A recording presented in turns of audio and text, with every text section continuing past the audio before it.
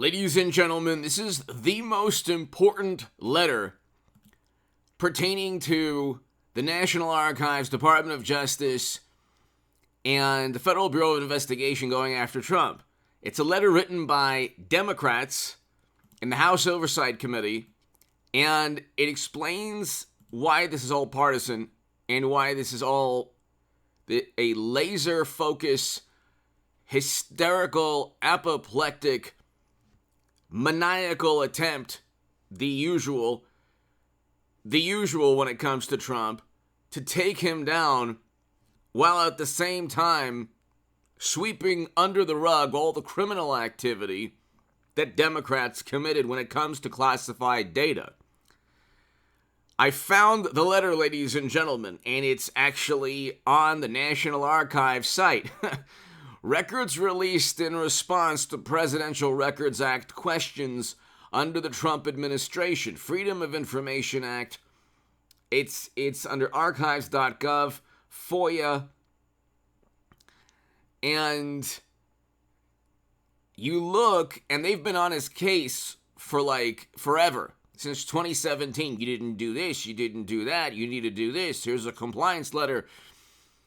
And since 2018, they've been getting these letters from Democrats. Did Trump do this? And did Trump file this? And he should have filed that. And it's like these petulant, malicious hall monitors after him while they use the dossier to deceive the entire planet and accuse him of things he didn't do, being colluding with the Kremlin, all that nonsense that was completely fabricated. And then they say, norms and traditions. These are the people who rip apart laws, norms and traditions, going after somebody for something he didn't do. And so they haven't gotten him on anything in 6 years of endless investigations. You don't need endless investigations with Hillary or with Hunter. And I want a Hillary Clinton, Donald Trump 2024 for a number of reasons. Okay, I think we need that as a country. We need to relive 2016. Once and for all, every day is this alternate universe, this Twilight Zone reminder of 2016. But anyway, I obviously would vote for Trump, but I think that Clinton should be the nominee for a number of reasons. But anyway, Clinton committed crimes, siphoning classified data, but that's obvious. Even James, you don't have to trust me, James Comey stated that there were violations of the laws, legal statutes pertaining to the handling of classified data, but no reasonable prosecutor would indict him. No reasonable prosecutor. But hit subscribe right now to this channel, ladies and gentlemen. I'm going to read you the letter right now. And have just a safe weekend. Be safe. But here, where is this? It's on the Freedom of Information Act section of the National Archives.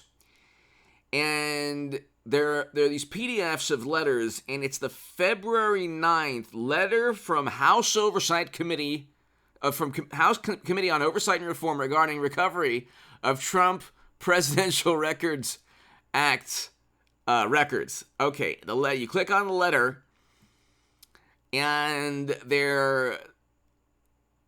okay, so it's from the Committee on the Oversight and Reform run by Democrats. So the House is going to be run by Trump Republicans. It's going to be a completely different ballgame. Everything will be a completely different ballgame. This is the letter that started it all. This is purely a political stunt. They might indict on it because they're desperate. We have a recession. Household median incomes are 4.4% down. You're going to see layoffs. We have a geopolitical nightmare in Europe, and one that's on the horizon between China and Taiwan.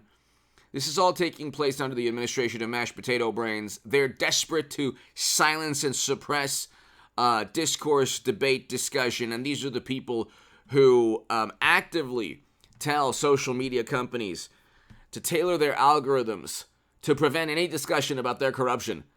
And then they call Trump a big threat to democracy. Anyway, they've been accusing him of things he didn't do, politicizing government agencies with loyalists like Strzok and McCabe and Clapper and Brennan and Comey and the man that just resigned from the Federal Bureau of Investigation the other day for covering up Hunter's email story, or ensuring that the New York Post would be suspended from Twitter. But anyway, and Kevin Kleinsmith, who pled guilty to falsifying records to continue to investigate Carter Page illegally. But anyway, let me read this to you. 5 minutes and 23 seconds in. And I'll have a live stream almost certainly tonight. But share this segment everywhere. It's very, very important. Very important. And I'll finally read it right now.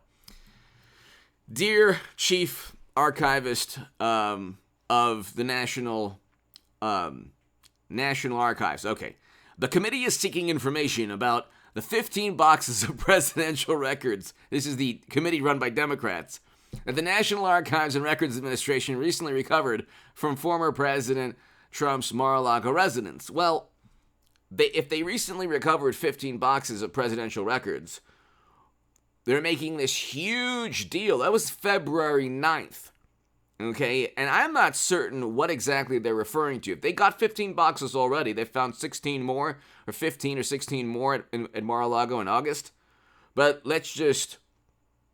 So he's been working with them for a long time. He's been hounded by the, revered National Library that basically has been hounded by these librarians for, since 2017. But the committee is seeking information about the 15 boxes of presidential records that the National Archives and Records Administration recently recovered from former President Trump's Mar-a-Lago residence. Okay, so he's been giving them documents since February of 2019. I am deeply concerned that these records were not provided to NARA promptly at the end of Trump administration, and that they appear to have been removed from the White House in violation of the Presidential Records Act. Well, the Presidential Records Act doesn't have any enforcement mechanism. It doesn't even have a fine. There isn't, much less jail time. There's no fine listed. So, of course, what happened? They got the Federal Bureau of Investigation to go after Trump, which is what if Democrats don't have everyone from Jimmy Kimmel to loyalists within the U.S. government, to social media algorithms, to entire industries like the music industry in Hollywood, if they don't have every single possible advantage, imagine, then still 70 plus million vote for the Orange Menace because we want a great economy. Household median incomes were at record highs. God forbid we have a great economy. And Trump insults people. Oh my God, oh my God. We had a great economy, great foreign policy, removed us from never-ending counterinsurgency conflicts. But again, it's all about personality and image to Democrats. And so he's a mean person. He's a big problem, an obstacle to democracy. Our core values, our soul as a nation. It's who believes this man? There's only so much of a person slurring his speech and pretending that he's speaking on behalf of these lofty values. He met with Hunter's business associates at the West Wing.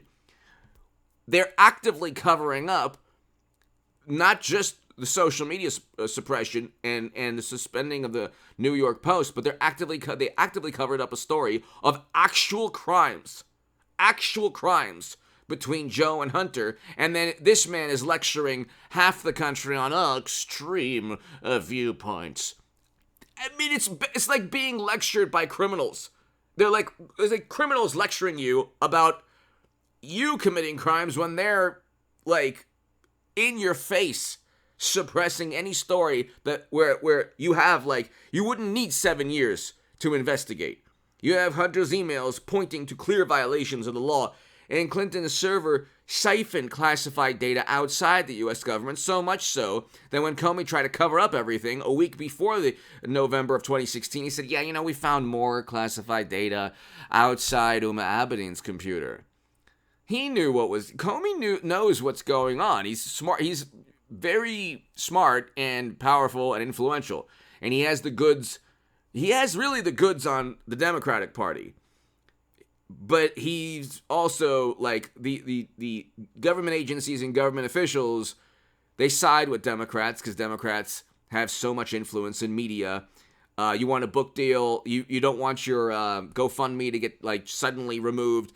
just side with Democrats. Fantastic write-ups in the Washington Post, New York Times, no problem. So instead of the Tammany Hall graft where you're just pocketing money, it's a different type of graft. Or it's just regular graft and bribery, which is in kickbacks, which is what we see with Hunter's emails. But anyway, he goes on to talk about, I am also concerned by the recent reports that while in office, President Trump repeatedly attempted to destroy presidential records, which could constitute additional serious violations of the Presidential Records Act. By the way, the Presidential Records Act doesn't even have any fines associated with it or an enforcement mechanism. The stories about Trump flushing ripped up papers down the toilet, these are the same stories that are fabricated by people who are petrified that anyone would believe something that isn't true. They have lied infinitely. Media in general has lied infinitely more than Trump ever did about serious issues, okay? About like actual criminal activity. The problem is that half the country, or maybe less than half, but half the country is so consumed with Donald Trump, they would rather have a recession and rampant criminality right in front of them and suppression, censorship, all of it. They would totally rather have that than actually deal with the reality of what's going on, which is you have 2 criminal investigations with actual crimes that are either covered up or not being pursued with any enthusiasm with Hillary and Hunter. And I want a Hillary Clinton, Donald Trump 2024. And then Trump, they might have actually got him on a technicality where they'll indict him. The technicality is he shouldn't have owned the documents, which is true. Technically, he shouldn't have owned the classified data. But they're going to have to convict him, which would be impossible because the Presidential Records Act doesn't have an enforcement mechanism, but also he was president. He had those documents lawfully, and if you want to say, well, it doesn't matter if he had the documents lawfully, the fact that he had them outside the U.S. government, it's easy to convict. Well, it's not, because as you can see from this letter alone, in February, they've already been he's been in contact with them for a long time. So now you have a situation where he is simply now you have a situation where it's just, this is a negotiation that's just gone on too long. And then he got a thank you note from the Federal Bureau of Investigation in June. And I'm going to do a segment on the June security footage, because he has them on security footage in June, according to the Daily Mail. And so he can use that in a court of law, saying, look, you know what? These people raided Mar-a-Lago. You already here's the evidence that they came. There was no problem at all. And he could say simply, yeah, there were more boxes. I didn't pack the boxes. I didn't tell anyone to, pack any classified data for some kind of nefarious purpose. And, the security footage alone would exonerate him in a court of law. Because you have to prove intent to commit this major crime. According to James Comey, you have to prove beyond, intent and then find a reasonable prosecutor. But anyway, goes on to say the following. The Presidential Records Act preserves the records made by a sitting president while giving legal ownership of those records to the American people. We have not seen one of President Obama's 30 million unclassified documents, which is hilarious because that is simply an attempt to hide information that he doesn't want anyone to know. Made possible by the National Archives. They were supposed to be digitized, and they were supposed to be on the internet. Well, they'll almost certainly never be on the internet, all 30 million. And how did the National Archives read 30 million pages? Who did this? What was they're such sticklers for, abiding by protocol. Where's the 30 million unclassified documents? Almost certainly there's classified information there, but how do you even have 30 million pages of anything? Trump has 15 boxes. It's like the end of the world. Like, there was a public service announcement in New York about what to do in, God forbid, the event of a nuclear strike, which was totally fine to people because they'd rather have that and mashed potato brains Joe as long as Trump is nowhere near government. If the ICBMs are above, recession, geopolitical nightmares, it's not a problem. Don't you understand? Because Trump is really mean. And he has boxes, U-Haul boxes. It's a huge problem. So, like ICBMs, the end of the world, at least we don't have Trump. That's their mentality. Because they're so obsessed with this man. But here, the president Trump is required not only to preserve presidential records, but to turn them over to the National Archives. Here's where we get pure politics. On February 7, 2022, the Washington Post reported that former President Trump improperly removed 15 boxes of records from the White House and transported them to his Mar-a-Lago residence. These boxes reportedly contain correspondence and letters, including correspondence with Kim Jong-un and a letter President Obama left for his successor. I love how left for his successor, left for him, The records recovered in Mar-a-Lago also reportedly include several newspaper clippings. The records recovered from Mar-a-Lago. Okay, so I don't know if they're talking about removed. So apparently he'd already given them boxes. A previous committee investigation revealed that President Trump wrote notes on press clippings, which could mean that even those clippings were likely presidential records. Oh my God. Convict this man, send him to Alcatraz! On February 5th, 2022, it was reported that while in office, former President Trump tore up briefings and schedules and articles and letters, memos both sensitive and mundane. There's no evidence that he did. And there should be a law then that a president can't tear up any piece of paper. I don't know. Do you think LBJ or Nixon or Reagan or Bill Clinton, what did he do in the Oval Office? I think he did a little bit more than tear up newspaper clippings, if you know what I mean.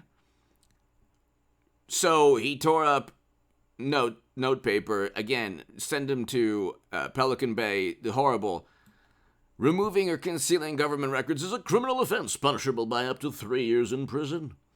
Former National Security Advisor Sandy. Okay, so former president, Sandy, that's his Clinton administration. So former President Trump and his senior advisors must also be held accountable for any violation of the law. Republicans in Congress obsessively investigated former Secretary of State Hillary Clinton for her use of a private email server for official communication. No, they didn't obsessively investigate. Nobody knows how top secret and special access program and classified data was actually siphoned or funneled or transferred out of the U.S. government onto servers. It's a cybersecurity nightmare of epic proportions. It made a complete mockery of classified data. But again, I want a Hillary Clinton, Donald Trump 2024. But she did commit crimes. It's obvious. Okay? And when I wrote about that in The Hill, the Huffington Post, Salon, and other publications in 2015, 2016, it was like nobody on the left cared. Because the way things work is that, if Trump had servers outside of the U.S. government where he deleted 30,000 emails, I would, even as supporter of Trump, say, yeah, he broke the law. They can't do that on the other side. And I've already been tested in terms of that. Like, when I was on the left my whole life, I said, wait a second, this is ridiculous. Clinton did break the law. And so I'm only voting for Bernie Sanders. But he was obviously a tool of the Democratic Party, but I was the biggest Bernie Sanders booster on the internet, according to the Huffington Post. There was no, more enthusiastic Bernie Sanders supporter than myself. Okay, the Washington Post said I was the unofficial scribe of Sanders' most hardcore voters. But then I realized so I was on a political side, saw the corruption, and left. If I see the same corruption with Trump, because all the quote-unquote corruption is the apoplectic hysteria that he must have done something, he must have done this, without any evidence. That's why they haven't indicted him. You could have indicted Clinton in 2 seconds. they decided not to because they couldn't find a reasonable prosecutor, even though she violated the law, which is what Comey said. And there was no intent to owning servers siphoning classified data, which of course is hilarious because inherent to owning private servers is the intent to hide communication. But see, again, you're talking about the Mount Olympus, the Mount Everest of classified data nightmares with Clinton. With Trump, it's 15 boxes. He shouldn't have had them. But he's a former president where he's not like, he doesn't have like this foundation where he needs secret servers to hide his foundation work from the rest of the world. Here you have a negotiation with government agencies that despise Trump. And then you have a reference to Clinton in this letter, which he could use in a court of law, saying this whole thing is political. They shouldn't have brought up Clinton in this letter because it's purely political now. But here, former President Trump conduct, in contrast, involves a former president potentially violating a criminal law by intentionally removing records. You'd have to prove he intentionally... We don't even know how classified data was funneled onto servers. So maybe the House Oversight can explain that. But involves a former... including communication with foreign leader from the White House who reportedly attempted to destroy records by tearing them up. Clinton deleted 30,000 emails. President Obama had 30 million unclassified documents. This is what we're talking about here. Trump has 15 boxes. He has 15 boxes. Okay? But anyway. And so this is a February 9, 2022 letter. I believe this is the letter that started everything. And so if he's indicted, and I think that he probably will be, it's the only thing they have. Contempt for Trump is the lifeblood of the Democratic Party. It's the only thing they have. They have nothing to show for 4 years in Congress, nothing. And you might say, well, student loans, like, well, people are making less money. Inflation is causing more poverty. We have poverty at like close to 15% poverty. We had a record low in poverty under Trump in 2019 before Democrats gleefully tanked the U.S. economy. Because of you know what. Anyway, give me your thoughts below. Hit subscribe to this channel. It's an important segment. I don't really know if people see how important it is, but this is the letter that started everything, from what I can see. And it's on the National Archives website. Give me your thoughts below. Hit subscribe right now. I'll be here tonight. For the live stream. I should have a live stream tonight.